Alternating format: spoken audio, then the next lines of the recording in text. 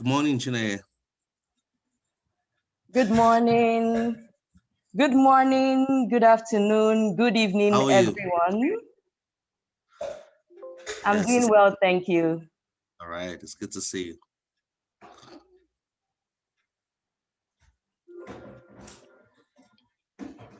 Hello, everyone. Good morning, good afternoon, good evening. Good morning.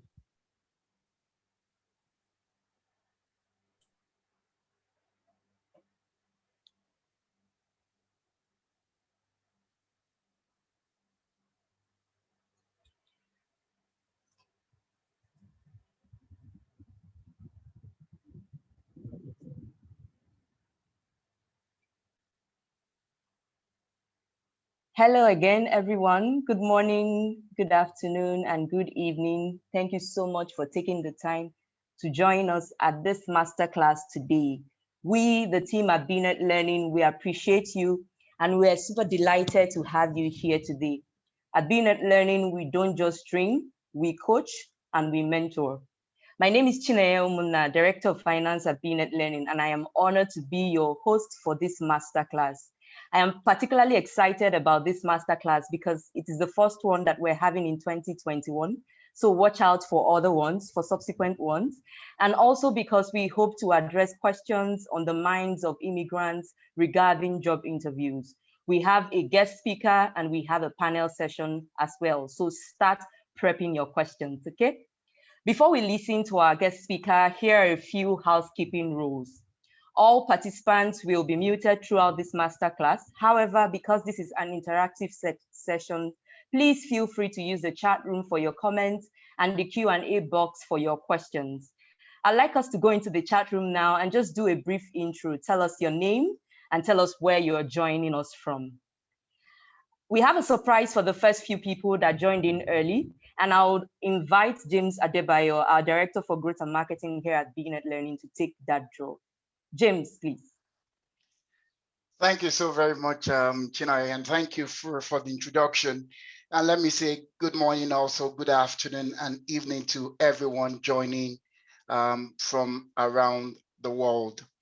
All right, so we have a few giveaways for our folks and participants on the call today. The first set of giveaway would be a free Udemy training, and it's by the speaker. It's by Tobi, who will be speaking today and presenting today. We have a number of those free vouchers to give out for people on the call today. And besides that, also for people who are actively engaging, whether asking questions, participating in any way or form, all through the course of this information session, we'll also have a special mentoring session that is free to 3 people. So just for 3 people, we have a special mentoring session that we will give away during the course of this masterclass. But those 3 mentoring sessions will be for those participating and engaging through the course of this training. And we also have a special, I'm not going to let the cat out of the bag yet, a special gift also from the marketing team of BNet Learning. So you just want to be part of this masterclass from the beginning to the end of it. So what we've done is we've selected 25 people that joined the call on time. It's always good to be early. And what we're going to do is to have a quick spin, and we'll select just about 5 people on the call today that would win that free training from our speaker today. So here we go. The first one, we'll just spin this right now. The first winner would be Andrea G. That's the first winner, Andrea G. We would reach out to you and provide information to how you win the prize. We'll move into the second one. We have 5 to give away, so we'll move into the second one. And who would that be? Would that be the winner of that free virtual training is Minan. So please, we'll reach out to you for sure for you to claim your prize. The next one, we'll quickly go on this. We're doing 5, so we just at the third one. Who is that? Emmanuel Olushola, which is the third winner. We'll reach out to you for sure on how you claim your prize. 2 more to go.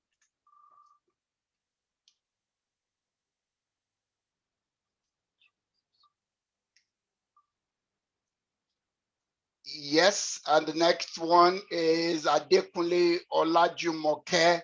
You've just won an Udemy training by our speaker today, Tobi. Will provide those information to you after the masterclass. And finally, what would this be? What would this be? Let's fingers crossed. ZN Lee. And those are our 5 winners. We'll provide information to you after the masterclass. Thank you for coming, Ali. And please be reminded, 3 most active participants on the call today will win. It's very prized and very, very valuable mentoring session offered by BNet Learning. So please ensure you are engaging, keep those questions coming, and we hope you have a great time with us today. Thank you. Back to you, Chinaye. Thank you, James. Thank you. As we've heard from James, let's keep the comments and the questions coming. And while we do that, I'll go ahead and introduce our speaker.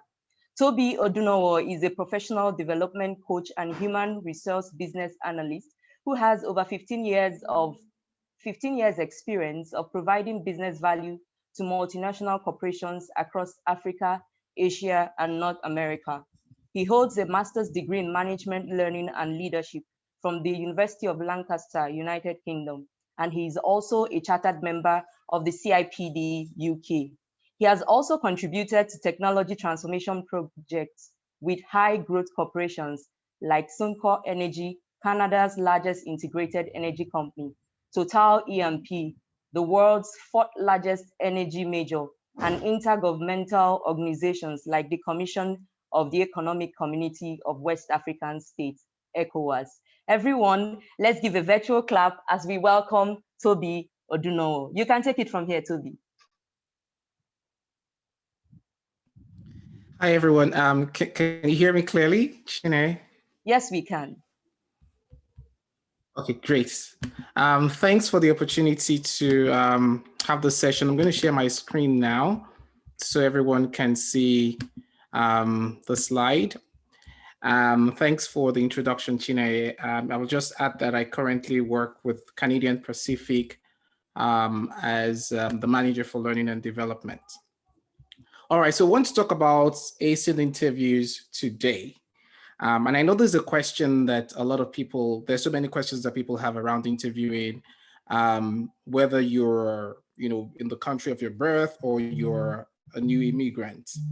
One of the things that I, want to say here is, whatever I'm going to say today is first from the point of view of someone who's a human resource professional, who's been a recruiter earlier in my career, and also from the point of view of someone who has also been a job seeker.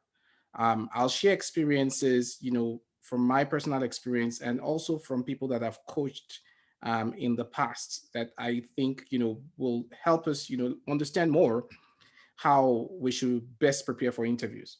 I have just 30 minutes, so I'm going to be as quick as possible, but then I will still make it as rich as possible as well, so that you'll gain a lot from this session. So first thing I want to start with is a quote. And this is me, the way I actually talk to people when I talk about interviews. Interviews are not designed to find the best candidates, but they are designed to find the candidates that present themselves as the best. Interviews, it's a human endeavor. It's humans that are asking questions, and it's their perception, that they're putting down to make the decision on who the best is. So it's all around how you present yourself. much more than whether you actually are the best candidate. One of the things I would like to see as well is before you ever get an invite for an interview, whoever was doing the shortlisting, whoever was, going through that process to identify possible candidates, that person already thinks that you are fit for the job. So now the responsibility is now on you to prove them right? You need to, make them understand that they were right when they thought that you could do the job, that you were the best for the job. And that is what the interview is. Now, one of the reasons why I also want to use this approach is there's something called imposter syndrome. Where you get that, finally, congratulations, you're invited to interview with us. There's this internal experience that makes you believe that you might not be as competent as people think you are. Why I'm saying that people think you are is because in reality, when you get an invite for an interview, people actually think that you are competent for that role, is why they invited you in the first place.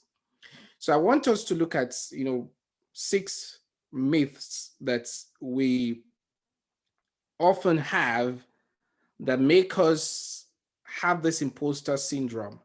And I'm going to talk about this. I'm going to probably share experiences of people that I've spoken with and maybe mine as well. And just let's put things right. Let's, like a lot of people from some part of West Africa would say, let's shake the table a little bit. Let's look at those things that are fears and actually, let's actually go into them and unbundle them and see whether truly those things are supposed to be true or not.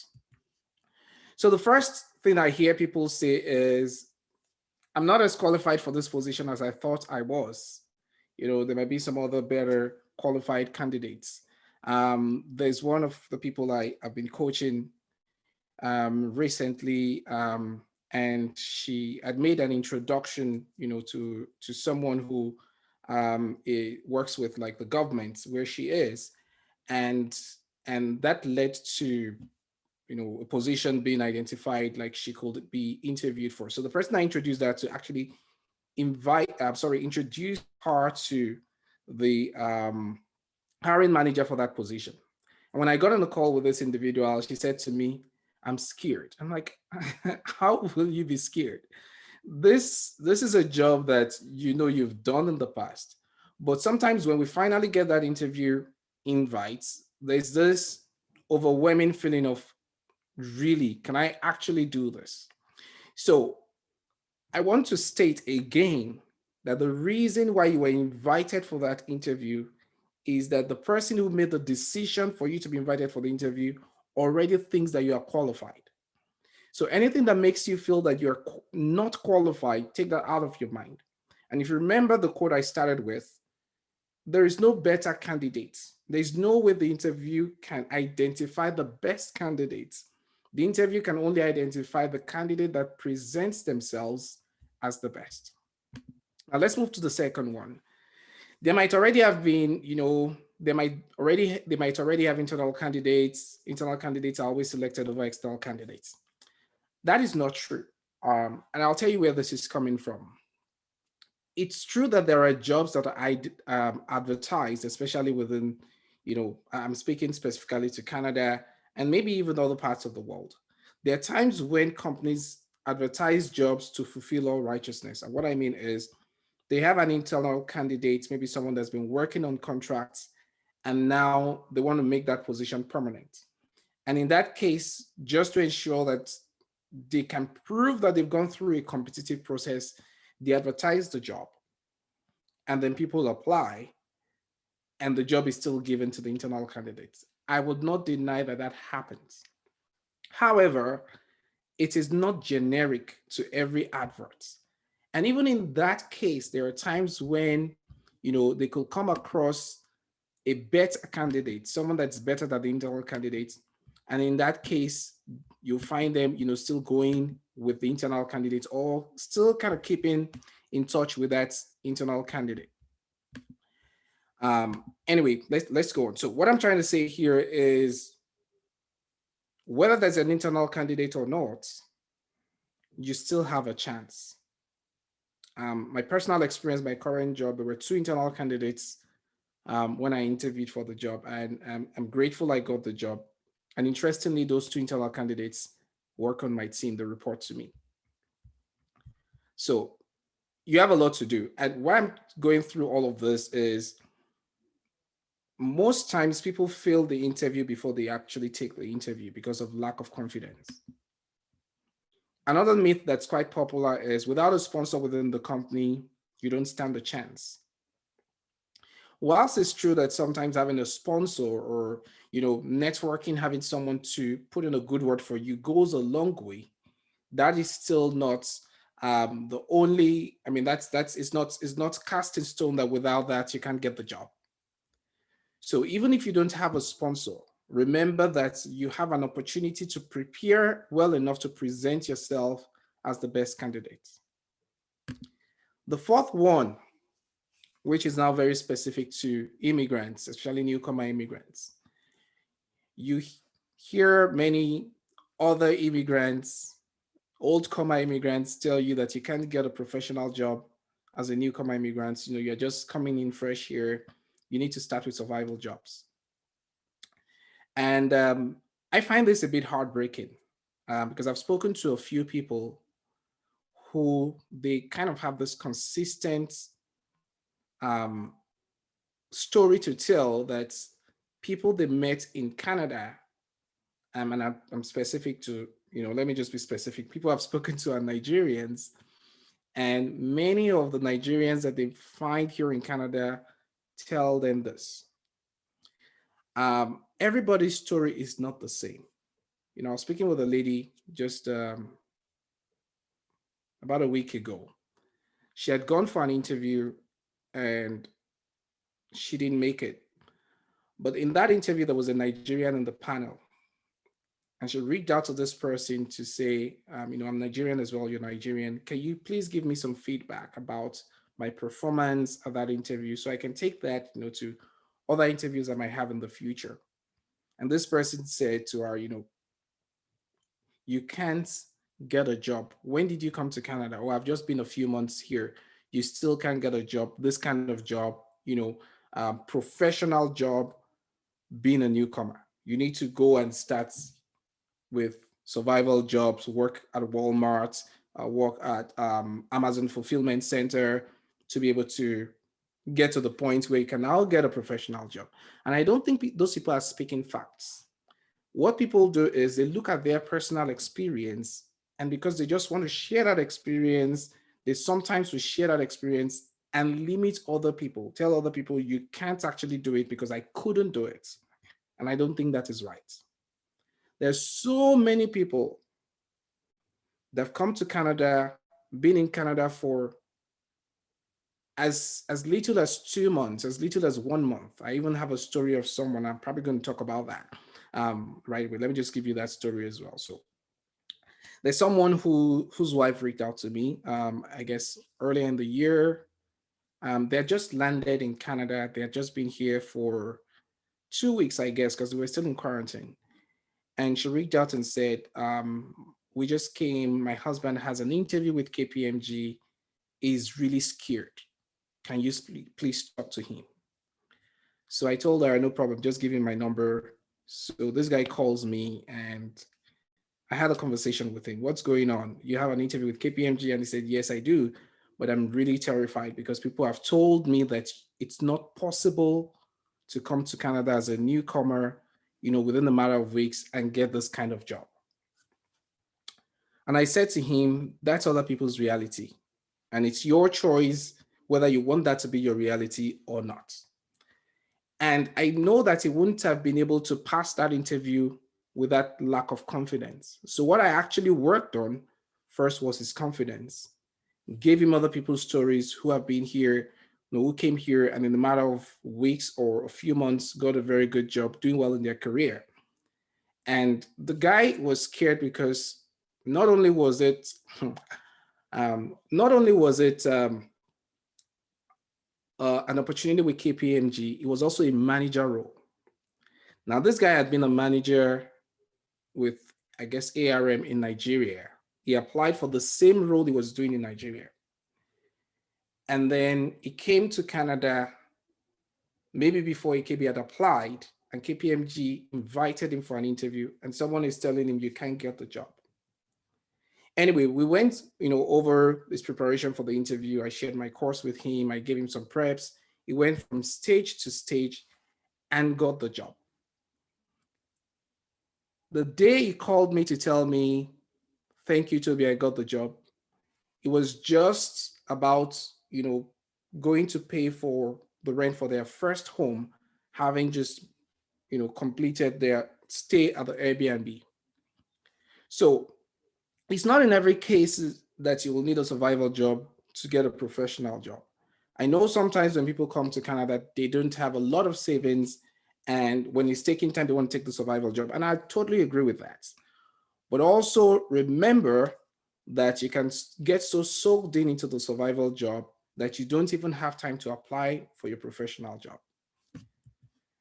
The fifth one is, you hear people say as a newcomer without Canadian experience, you can't get a job without some form of work or education experience in Canada. And that Canadian experience is a real big conversation. And I don't deny the fact that some people actually screen you out when they see you've not worked in Canada. But my experience is that happens more with smaller organizations than with larger organizations or multinationals. Now, one of the things I actually realize people mean when they talk about Canadian experience is culture fit to the Canadian work environment. Now, if you talk about culture fit, anyone who has worked in a multinational, anyone who has traveled outside of their home country, anyone who has interacted with people from across the world would easily blend into a multicultural environment. The Canadian environment is a multicultural environment, and they just want to be sure that you can actually fit in that. So don't let that be a limitation. There are thousands of people, new immigrants who've come into Canada without any experience in Canada, whether work or education related experience, that got wonderful jobs. So don't let that limit you as well. The sixth one, I failed in other similar interviews, so chances are I might fail this as well. And I understand how that imposter syndrome happens, how you totally lose confidence in yourself because you've applied for hundreds of jobs. Maybe a bit of my experience. I landed in Canada September 2019. Was when I finally moved. We moved to Canada September 2019. We had landed a few months before, went back and then came, to start to stay in September 2019. It took me 3 months before I got my first job. And I will admit to you, at some point, I was feeling not enough. I was feeling like, I probably don't fit in this environment. My experience is probably not appreciated in this environment. Because of that long wait, you get to a point where you start to see yourself as less of who you are. And I want to say that many times the reason you failed those other interviews has nothing to do with your competence. There might be several reasons, which you include they had an internal candidate that job was meant for, that's been doing the job before. It could include the fact that you probably were not fully prepared for that interview. There's so many factors. So the fact that you failed other interviews in the past, similar roles, similar organizations, even maybe the same organization, does not mean that you will fail this one as well.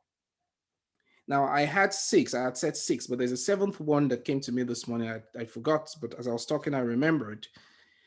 People also tell you that when you come to a new country like Canada, you have to lower your expectations and aim for lower level jobs. That is not true. That is not true. That is not true in all cases. There are people that come to Canada with maybe team lead level experience from where they're coming from, and they're able to get managerial roles here. The average Nigerian, the average Indian, many other developing countries, the average educated person there is more often than not more educated than the average Canadian. So your experience from your home country, all of those things are valuable. You know, if someone talks about using Excel, there's no different Excel, Microsoft Excel that you use in Nigeria or in China or in India to compared with the one that is used in Canada. So if you have those skills are still applicable within this work environment. So aim high. Don't feel like, well, I actually have only been a team lead, and because of that I should only apply for even jobs that are lower than a team lead. I should just apply as an individual contributor because in reality that is what they tell me. I'm coming to Canada and Canada will start to look at you, you know, your experience is not at par. It's not always true. So those are the things, you know, I was going to talk about regarding the imposter syndrome. I see there are questions, but I'm not able to pick them up. Chine, if there's any question you think, I mean, it's relevant to the things I've just talked about, I'm happy to quickly answer those questions before we move on. Yes, Toby, thank you so much. We have 3 questions for you. I'll take the first one. It says, from Madhu, I have heard a lot from the internet that Canadian workplaces don't consider the immigrants' previous work experience from other countries, and that they always ask for Canadian work experience. How far is that true? I'm a business analyst and I have 4 years of work experience in the US mortgage industry. When I migrate, will my experience count? The answer is yes. I think I've spoken to that. Your experience will count. Your experience will definitely count. And I mean, you're talking about someone that's worked on the US mortgage industry, whether that's in the US or remotely, it's going to be very similar to what you're going to find here in Canada. So the answer is yes. You will not be limited by not having Canadian experience. You might actually find a few organizations saying you don't have Canadian experience and not shortlist you, but just keep pushing. You'll find those that will appreciate your experience, and you'll be happy to work with them. Thanks, Toby. 2 more questions. I'll just take them together. Madhu is asking, how hard is it to actually land a job as a business analyst, as a new immigrant in Canada without a master's degree? So do I need a master's degree to land a business analyst role? And how is a typical interview conducted in Canada? What is the process? Okay, good. So you don't need a master's to land the business analyst role in Canada. There's so many people that don't have masters that have even like grown into like top positions in Canada. Like I said, you don't find a lot of Canadians that well educated compared with developing countries where we have more competition.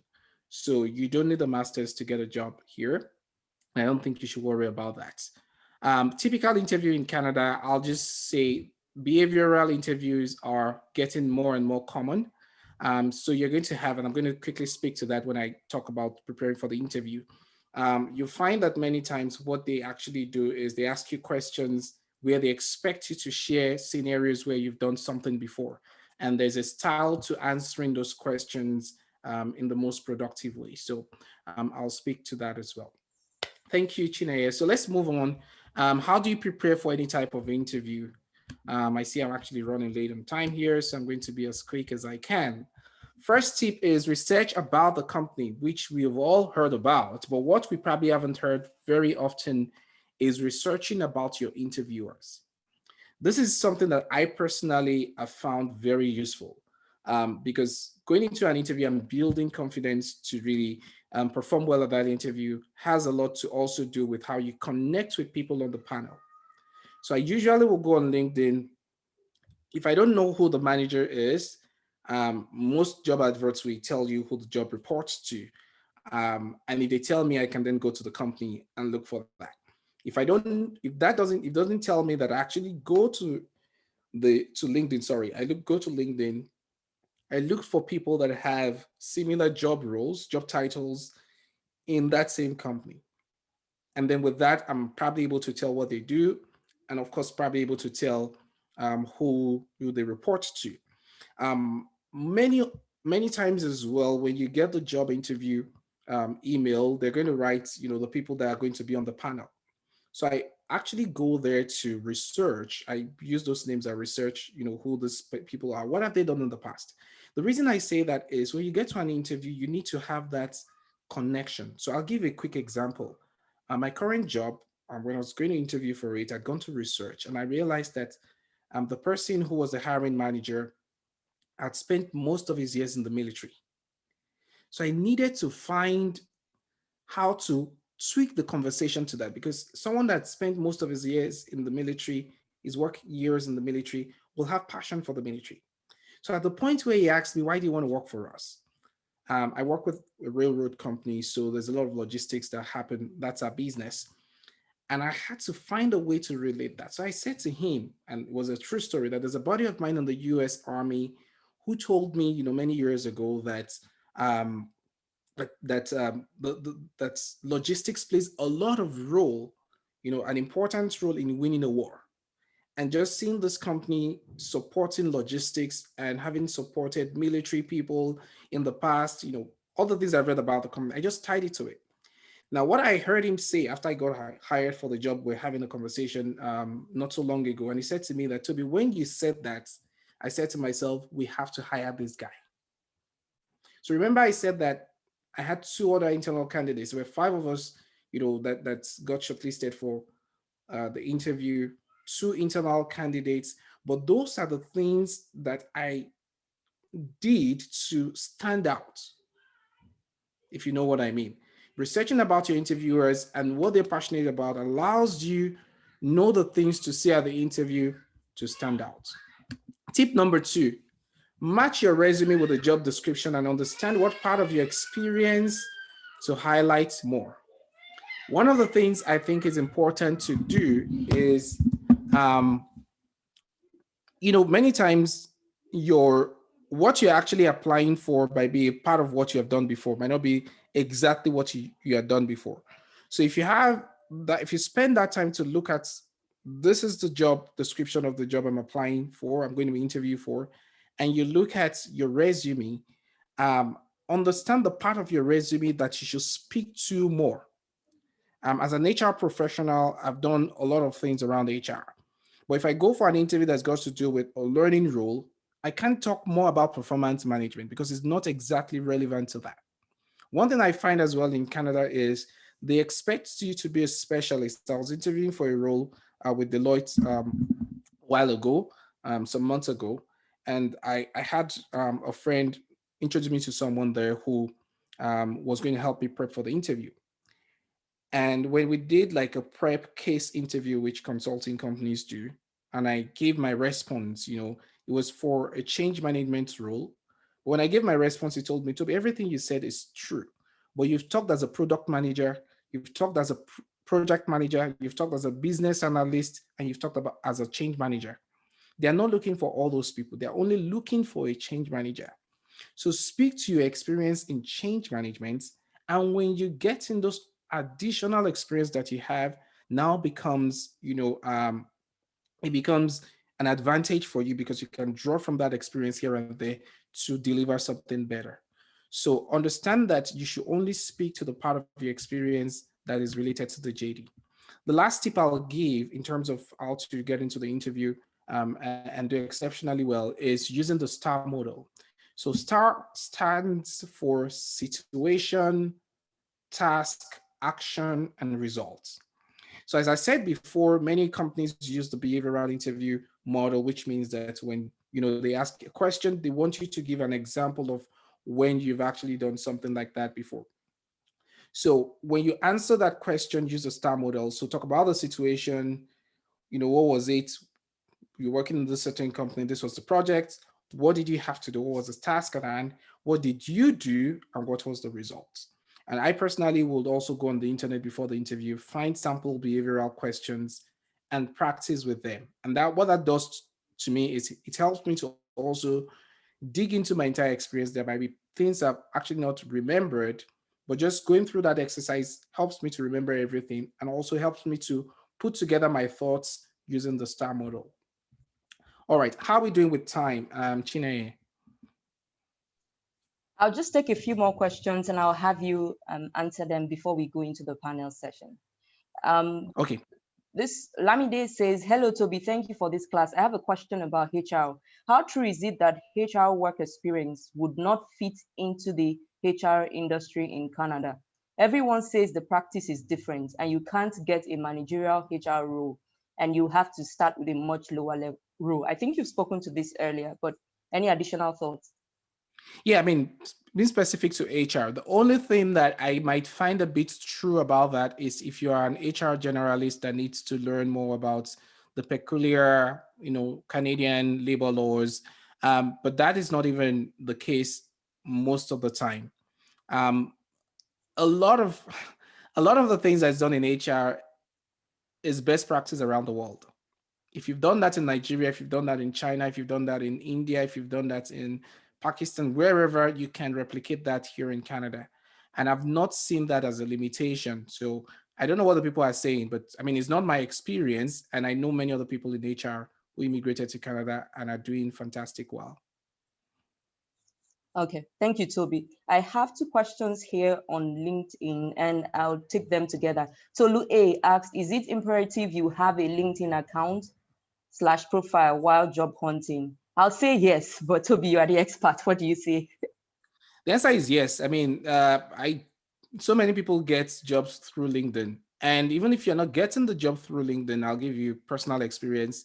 When I was having a negotiation on, about the salary of my current job, and I was speaking with my boss, and I was telling him, oh, I can give you references. He said, Toby, you don't need to tell me anything. I've actually checked you out and I have seen consistency. And what did he check out? He checked in my LinkedIn activities, my profile, my posting. As a matter of fact, to even get more obvious to recruiters, you need to not only have a fantastic LinkedIn profile, but be active on LinkedIn when you're job searching. So the answer is yes. Okay, still on LinkedIn, Florence's question is it okay to go ahead to connect with them before the interview? That's your interviewers. Personally, I will not connect with the person who's going to interview me before the interview. I'll check their profile. Many times they'll get a notification to know I've checked their profile, which actually is a good thing because they know you're researching. I will not connect because I will not want to be seen as being desperate. I could connect after the interview and ask questions, even if I didn't make the, to the next stage and say, well, I'll appreciate feedback. But I'll wait till that time before I connect. Okay, thank you, Toby. Anonymous attendee, I have applied several times as a BA in some companies in Canada, but yet my application was declined. Is there a particular way one should package their resume when applying for international jobs?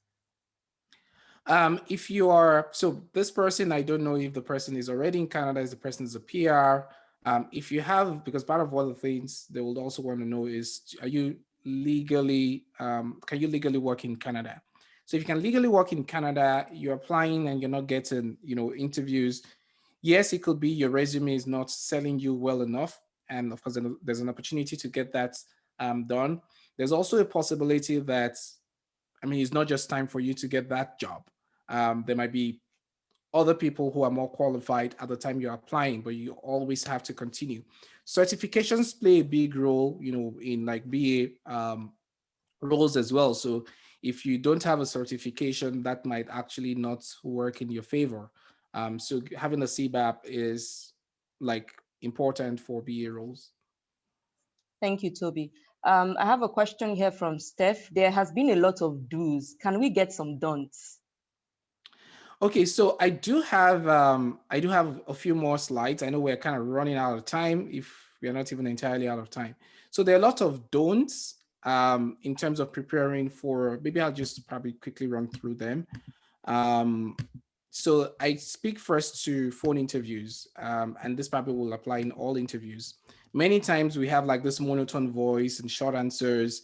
It happens more in phone interviews because you can't see the person you're speaking with. It's weird. This is someone you've never seen before. So don't use a monotone voice. Don't use short answers. Don't allow distractions, in the background, noise and the rest of it. Ensure that there's energy in your tone. So don't speak with, lack of excitement, because the person, like I said, is human and is actually reading your body language, your tone to be able to tell whether you're even interested in the job or not. And then you should just do the opposite. Add some energy to your tone. When you smile, even behind the phone, your voice actually projects that smile. So always remember to smile. In front of the video, always smile. When you smile, it's contagious. The person that's looking at you, the people that are looking at you are also smiling. And that's an example. You see, Chineye just smiled and you see me smiling again because it's just contagious, right? Use short pauses. So pausing helps you to gather your thoughts together, and it also communicates emotions rather than using filler words. I probably have used a lot of R, you can reduce that by just having short pauses. So this is, you find all of this in my course on Udemy in more details, but this is just a sneak peek. Thank you so much, Tobi. I guess the winners, those that won free vouchers for the course, they are very lucky people. I have a question here from Abosede. I am a cybersecurity analyst, and with the skills gap in cybersecurity, the requirement bar is high. How do I land a role? At what time do I strategize if I have failed several attempts at an interview? Okay, so I'm not so much of an expert in cybersecurity, but the first thing I'm going to say is, why do you think you are not able to pass the interview? So is there a skill gap somewhere? If there's a skill gap, how can you close the gap? Are there courses you need to take? Is there a certain experience you need to have to be able to close that skill gap? And also, what I'll also say is, what are the other options you have for now in terms of career? Are there other IT roles you could start with? And then, after a while, go into the cybersecurity role that you actually want to do eventually. Thank you. AAA is asking, virtual interviews are common these days. Is this something to expect in Canada? If yes, how do you go about virtual interviews? I think you mentioned that a bit earlier. Any more thoughts? Yeah, so virtual interviews are totally different from in-person interviews to a large extent, because and virtual interviews could be phone interviews or video interviews. So what I'll say is, the question is, are we going to see more of this? We might actually start to see a bit less of that as the restrictions are lifted and we're moving to like a post-COVID environment. So people might actually ask you to come as in person. However, many organizations will still be doing remote work, which means that we'll still have more virtual interviews than we had before the pandemic. So my course is actually about virtual interviews, and that's why I talk about this phone interview preparation. Okay. Thank you so much, Tobi. Before we go into the panel session, do you have any more thoughts or any? Of course, you'll be available to take more questions at the end, but any final words from you for now? So final words, I did have a lot more, but not a lot more. Just one of the things I'll say, and I mean, people can feel free to connect with me. But one of the things I'll say is, remember that when you get that interview invite, you are being seen to be qualified. And what you should work on the most is building your confidence. Every other thing you can find everywhere. You can find, how do I, dress for the interview? How do I answer questions? All of those things you can find. They can tell you what to do, but no one can help you build your confidence. And that's one of the things I think makes people fail interviews the most: lack of confidence. So just build your confidence. Know that the person that invited you already thinks that you can do the job. And then you have the opportunity to prove them right. Thank you so much, Tobi. That was an insightful session. Tobi is still available to take more questions, so you can keep your questions coming in the Q&A box. We'll go straight into the panel session, and our first panelist for this masterclass is Josephine Abatekwe. Josephine is a result-driven professional with proven experience in agile management, business growth strategy, design thinking, consumer products, change management, financial business operation, and strong brand management in personal and commercial banking, risk management, and data governance. She has years of experience collaborating with business partners in the financial services industry. You're welcome, Josephine. We're glad to have you here. And you can go ahead, please. Thank you. Hi, everyone. happy to see you, and it's great having been here. Thank you. You can go ahead, please. Okay. Hi, everyone. It's good to be here, and thank you, Tobi, for sharing so much. I have a couple of nuggets that I would just like to share, following the tone Tobi actually has already set. So when we talk about interviewing in Canada, I'm just going to share a bit about my experience. So one thing that I do know that is very important is we actually need to learn to sell ourselves. As Tobi already mentioned, confidence is very key. I do come from a sales and marketing background because I have a bit of sales and marketing in my professional career growth. So a lot of my friends do say, oh, maybe it's easy because you already know how to do this. But I think it's something each person can actually learn at every point in time. So first things first, know how to sell yourself. From my own experience, when I came into Canada, I actually didn't get the banking role immediately because I also heard all the things Tobi was told about, oh, when you come in here, you need to do like a survival job.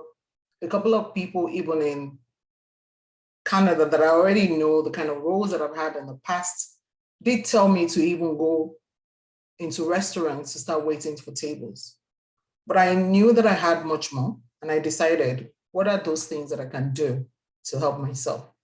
One of the things that I did was to actually attend a bridging program in Canada. We do have a lot of them. These resources are being funded by the government. So always do your research. And there's nothing that says that you have to come to Canada first before you start looking for a role. I've actually had people who I've coached and mentored who started their job search from Nigeria, and they actually got interviews in Nigeria. And only when they landed, they actually met the hiring manager in person and they got those roles.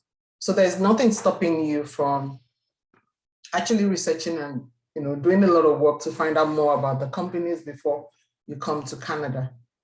The other things that I also learned from my interview session is always go for roles that at least you have 70% knowledge about, and then 30% for you to actually learn from. I'll take an example for the role that I finally got in RBC. One of the things that actually landed me that role was the fact that I had a lot of credit knowledge in terms of credit skills and credit monitoring skills. And when I was doing the interview, even though it was kind of data related, but they needed someone who had business knowledge and credits. They needed someone who knew it from end to end, like right, left, how do credit work? How do you even package credits for commercial clients? How do you package it for retail clients? What happens when a credit is going bad? And I would like to actually chime in here to say, when you're doing your interview, there's something called practical knowledge and textbook knowledge. So when you're being asked a question during the interview and you decide, oh, you've actually read so much and you're giving the hiring person the textbook answer, it shows. So when you actually want to do your interviews, there's nothing wrong in you practicing. Reach out to people who you might have a bit of knowledge about it, but you just don't have the in-depth knowledge. Maybe you haven't been involved in practical sessions in terms of like maybe doing projects on that particular role. But you can actually reach out to people who are currently in that field to ask them more questions, to say, hey, so how can I do this? How would you have done it better? What are the things that I should do to make this sound convincing? Adding what you've learned. That actually goes a long way. And I was hired for that role because I knew all about the credit business knowledge. So always go in strong with what you know. And then the ones you don't really know about, always let them know that you have the capacity to adapt quickly and also to keep learning. And another thing I just want to add is the fact that a word of caution, a lot of people comes with different advice, they tell you different things.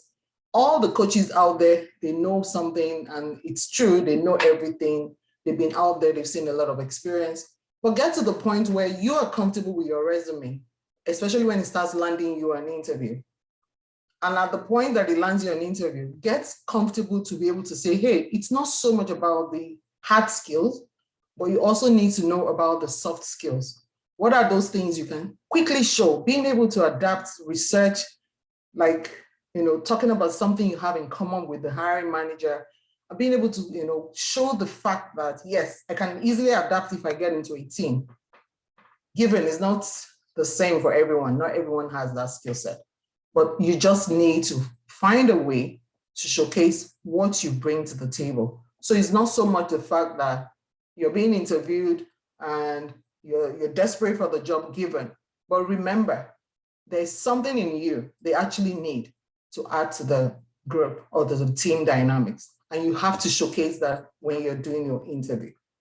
And just to round up so that other people will have something to say, I always say, own your career journey.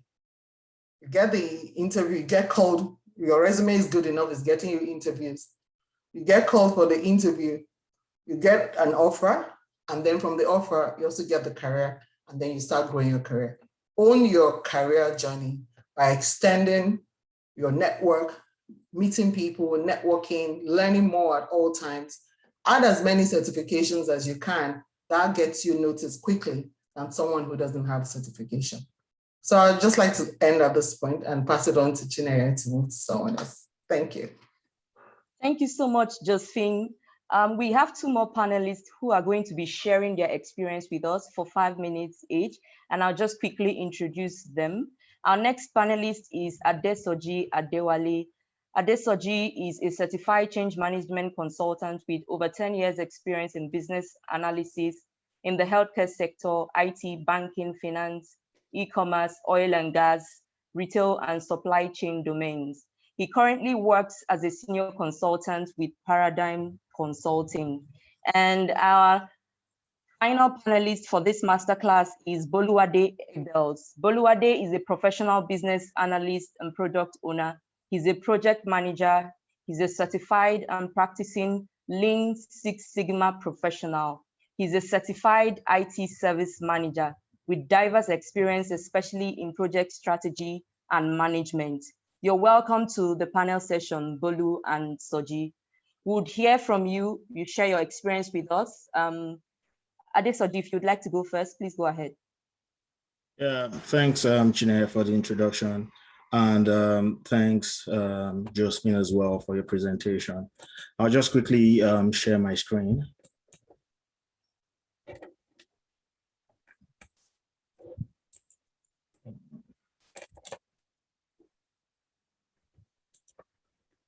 Okay, are we all able to see my screen?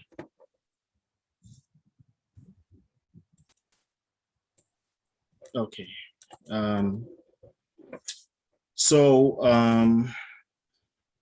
What I'll be talking about is based off my experience as a consultant who has been lucky enough to have several interviews with different clients. Just before I continue, I just want to be sure that we can all see my screen rather. Yes, we can. Okay, thank you. So the first thing I tell anyone who, ask me questions about what they need to do to ace their interviews, the first one is, like almost everyone has talked about, is to know the job description. So when you're invited for an interview, you must have seen the job description. You need to go back, read it, find out the things that are there. Usually part of the questions you'll get in that interview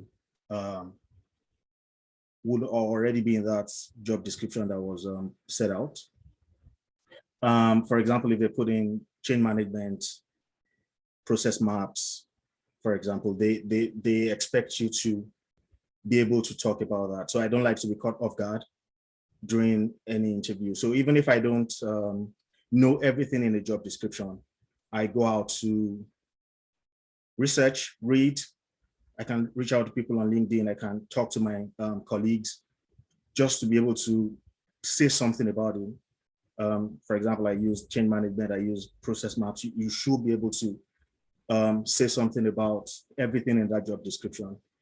The second thing that I also do is I try as much as possible to know and own my resume.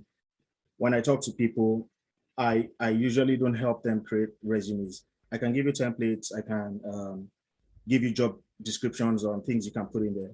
And I can also critique it for you. When you send it back, I can take a look at it. And the reason why I do that is because I want you to know everything in your resume line by line. It is imperative that you own it. I've seen it happen before, where interviewers will just look at the resume that I've put forward and then ask me questions in there. And you don't want to go like, well, I'm not sure that is in my resume, because you just copied and pasted. You want to be very sure that you have everything sorted out in your resume. For example, if you put in there that you maintained an RTM, requirement traceability metrics, you have to be sure that you know what that means. So if they're asking you, well, you said you did this, I can see it in your resume, how did you do it? You have to be able to talk about what you did and how you did it. The next thing I always do, I think everybody has talked about this, you have to research the company. I've had interviews with a crown corporation where the first question before the interview even started was, tell me about what this company does.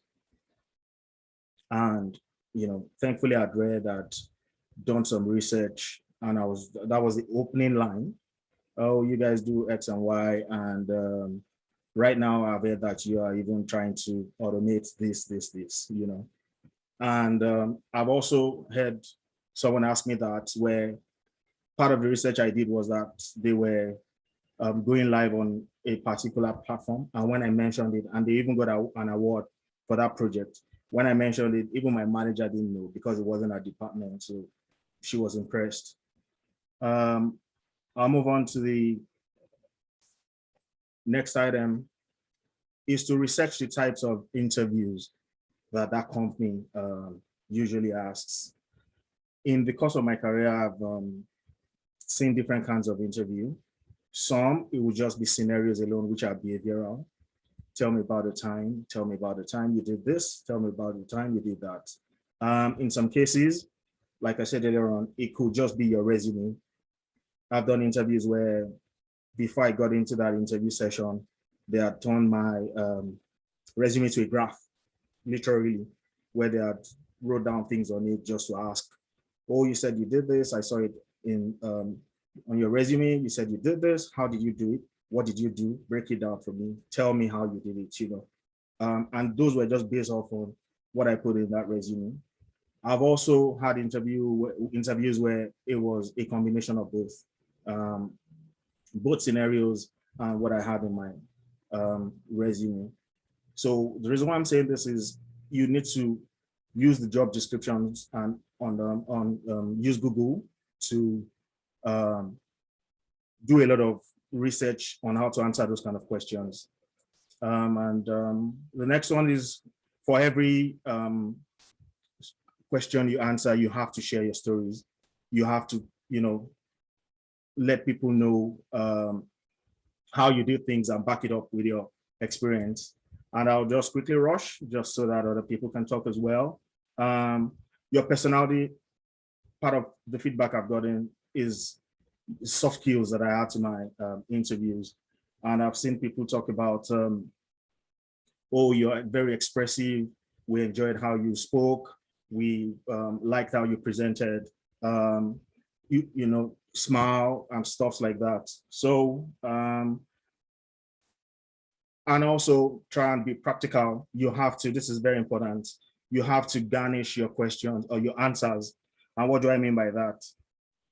You have to blow your trumpet, talk about things you do. Some of us from Nigeria, we've been taught not to be, they think we might sound too arrogant when we're answering questions. So it's important that you don't see it that way. You have to talk about what you did, your achievements, and you talk about it with excitement. Let people see. And also, you have to, for example, put some flavor into your answers when you're answering questions. By the time we get to question and answer, I would give you more on that. And the last that I have on that list is confidence. You have to be confident when you're talking. This can't be overemphasized. Take a deep breath, take your time, answer the questions. Don't talk too fast, but talk clearly. Thank you. Thank you so much, Adesoji. Thank you so much. For the next 5 minutes, we're going to listen to Bolu as he shares his experience with us.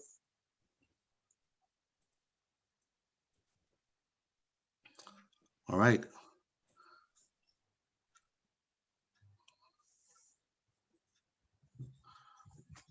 I can't see my video. Are you going to activate that?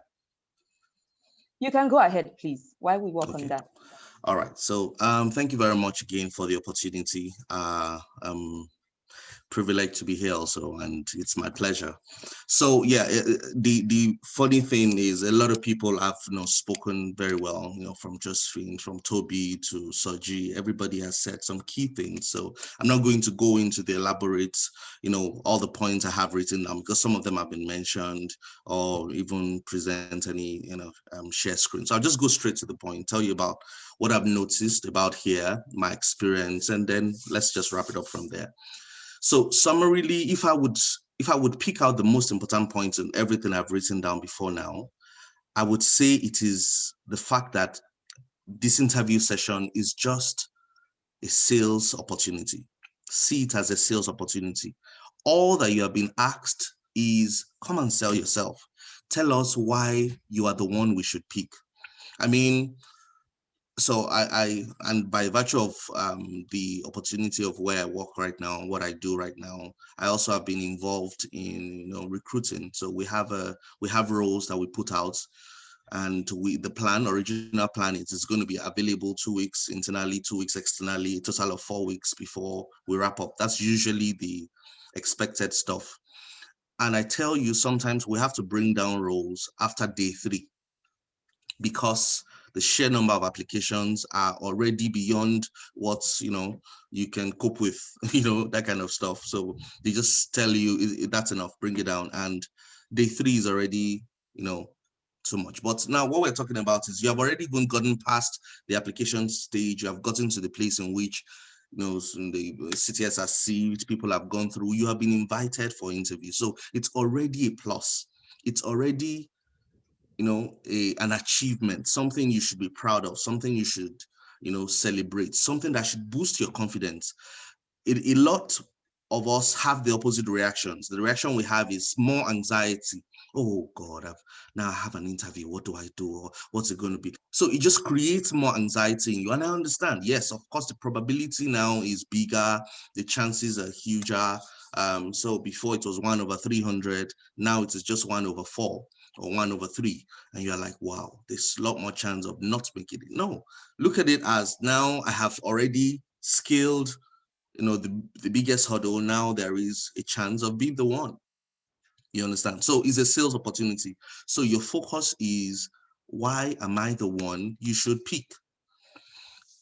Just like my fellow panelists and Tobi said earlier, see, your resume has already been looked at. If you had a referral, your reference has already said something good about you. They already think that, okay, you might be the one. We already think you can do the job. We just want to see, we want that feeling of how you fit into how we do. Why should it be you? Why should we pick you? And this is an opportunity for you to turn just let written words into spoken words, because spoken words have more power than written words. Like it said, 97% of what you communicate when you're speaking, it's not even the audible words, so that's the opportunity. So say why it's you. And just like Josephine said, it's not just about what you read. It shows when you read up for an interview, it shows in your responses. But when it is something when it is something you've been doing, you talk from the place of, I know what I'm talking about. So they ask you a simple question. Okay, so how do you handle conflicts between I know that we had a lot of questions about business analysis. So let me just pick a question there that I experienced a lot. So how do you handle conflicts within your team and between your team and a requester? How do you handle it? So immediately you are thrown to either making up a story in your head or going actually, so we encourage and then you start to babble. The first thing I encourage people to do is remember a time it has happened before, because now you're talking from the place of experience. If you have never been in that scenario, if they ask you a question in which you have never been in the case, but something close, take that something close, fine-tune it to fit the purpose of the question and have that in your mind, then talk from that place. So they know that, okay, this person is not making it up. It's not as if they just got prepped for this interview. They actually have handled situations like this, and it's also a good thing. I encourage people, ask your own questions. Ask your questions in the interview. Sometimes some people wait, you'll have said all the wrong things. Then you wait at the end and then they ask you, do you have questions for us? You now say, yes, please. When will this role commence? No, that's not relevant. It just shows that you just want a job. That's not the role that you're looking for. Ask specific relevant questions. Something like, what exactly is the gap you're experiencing in your team now that you're trying to fill? The manager, usually hiring manager that will be on that panel, will now have to think that, okay, so my issue is actually data, not the stakeholder management, not liaising, not hosting the workshop, but I want somebody who can look at the data of what we have done in the past and help me find better ways of doing the same old thing I've been doing. Then you can zoom in on that point and say why you do that, why you're the person that knows that, stuff. So experience, skills, and education. Those are my 3 pillars. Experience, skills, and education. Oh, sorry, time is almost out. All right, so let me just wrap it up with that. So speak from the place of experience and let your confidence show in what you're saying. Usually, even if not for that role, they keep you in mind and have something later that they'll refer to you for. So thank you very much for the short time. So let me just leave it at that. Thank you, Bolu. We're going to be referring questions to our 3 panelists shortly. But before we do that, we would like to speak to you, talk to everyone in this masterclass about our upcoming training programs. So we have the PMP certification, the project management certification training that is starting June 5th. There's a 25% discount currently ongoing. So now is a good time to register for that training so you can get the discount. Start date is June 5th, 2021. We also have our CBAP North American class. The start date for that is also June 5th, and it is also a good time to register for that course. If you have any questions, please send an email to the email address on the flyer, info@bnetlearning.com, or you can call the phone number on the screen. Same for the PMP. You can send an email to the email address. It's still info@bnetlearning.com, or you can call the phone number on the screen if you have any questions or you would like to get more information about the trainings. Okay, before we take the questions, I'll invite James again to do the spin for our last set of winners. James, go ahead, please.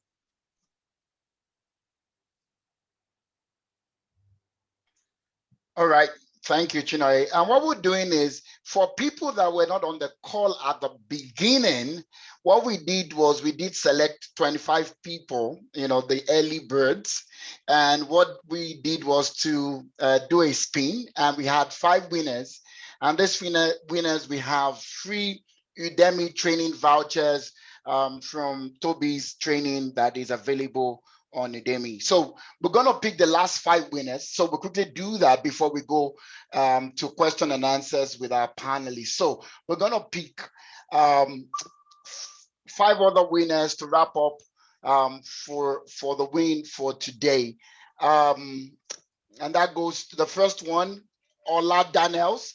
So we would be reaching out to you, Ola Daniels, on how you could claim that prize.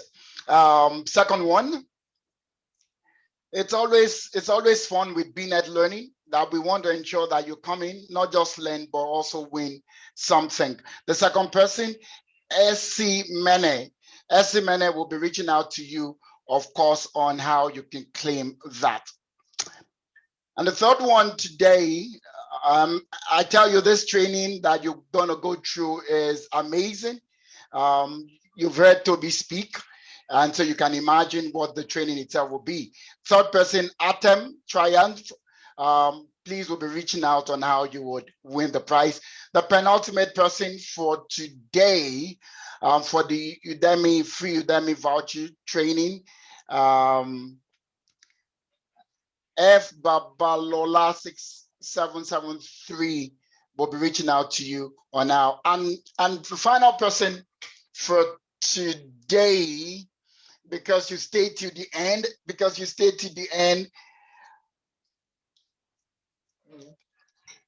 Ray Anna Tegri. We say congrats to you all 5 and to the initial 5 that were picked. And we will be reaching out to you on how you would redeem your prizes. Chinwe, back to you. Thank you, James. And we'll go straight to the questions. Josephine, this one is for you. It says, will Canada workplaces even consider my resume if I apply for a job without a work permit? I have heard that you never even make it to round 1 without a work permit. Okay, what I can say, I actually had someone who reached out to me who also wanted to move here, but wasn't able to get like his papers to actually come here and wanted to try that option.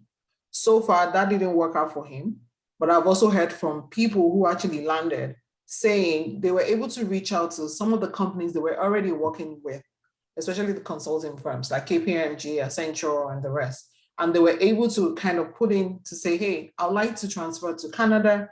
Would you be able to provide me work permits? So they went through that route and that worked for them. So there's no hard and fast rule is what I would say. If you're looking to come here and you tried the educational route, skilled worker, and that didn't work for you, and you're actually now thinking about, okay, can I look for work permits? Yes, but you need to do your research to find the companies that are currently offering that to people who can come and work for them. And the skill sets you also want to bring to the table that will make them want to invest in you to come to Canada has to be also showcased to see why you'll be a great asset to the company. So I would say yes, but do your homework, do your research, and then you can start that through that route of work permit. I hope that answers the question. Thank you. Thank you, Josephine. Adesoji, this question is for you. It says, what tips would you suggest for acing an interview for a career change, considering that you have no hands-on experience? So essentially, if you're making career transitions, what tips would you suggest for acing an interview? Yeah, so for me, what I would say is you would have transferable skills. What are you doing currently? There was an interview that I did, I can say with my current job. Part of what shone through was the fact that I have sales experience and sales background, like Josephine said. And when I resumed, part of what he said was your personality, the way you were talking, we feel you can help sell this project to our stakeholders, those you will be meeting.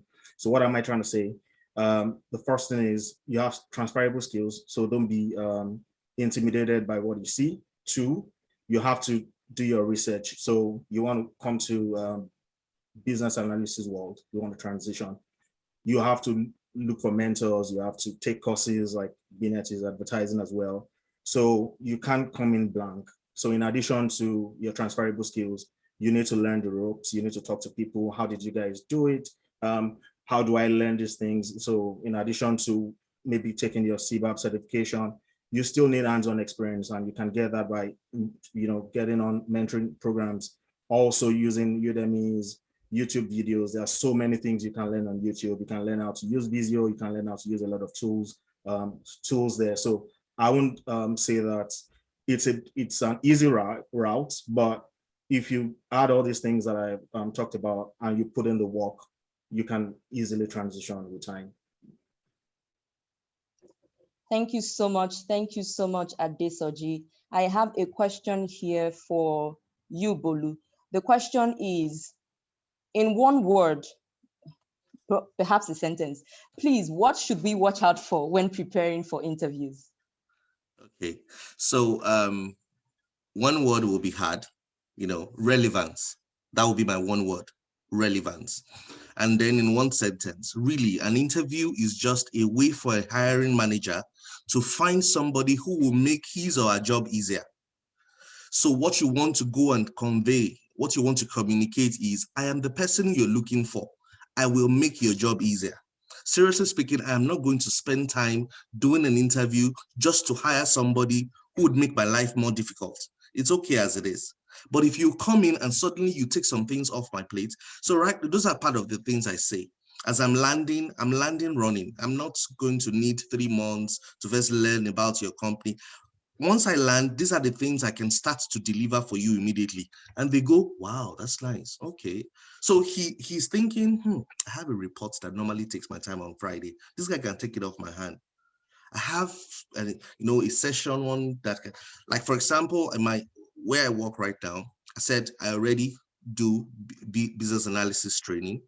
I can take that off your hands. I know you guys have a class. I do reports. I do improvements stuff. So immediately they are like, yeah, let this guy just come in. Let him come in. From Friday, we can start to see something. So that's it. Thank you. Thank you so much, Bolu. Tobi, I have a question for you. Please, how do you handle questions that relate to cultural and behavioral aspects for those of us that are not yet in Canada? Interesting. I don't know what culture and behavior aspect means, but what I'll say is, whatever question you are being asked, they probably want to see what you've done in the past.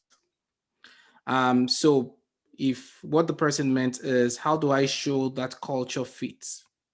Or is it the culture of the organization? Find a way to talk about what you've done in the past that is very similar, where you've actually succeeded as well. So behavioral is what I've talked about, using that STAR model. It's easier for you to capture everything you want to talk about as you are answering the question. Thank you so much, Tobi. Thank you so much, Tobi. We've come to the end of this masterclass. We have so many questions, but we apologize that we cannot take all the questions. Please send an email to info@bnetlearning.com, info@bnetlearning.com. All of your questions, send them to that email. And someone asked a question about mentorship. Yes, please, we offer mentorship.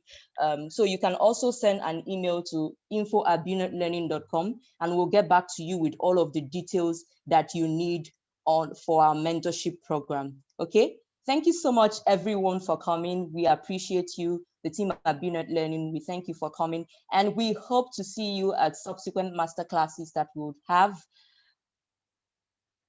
in the year 2021. Thank you so much and have a good day.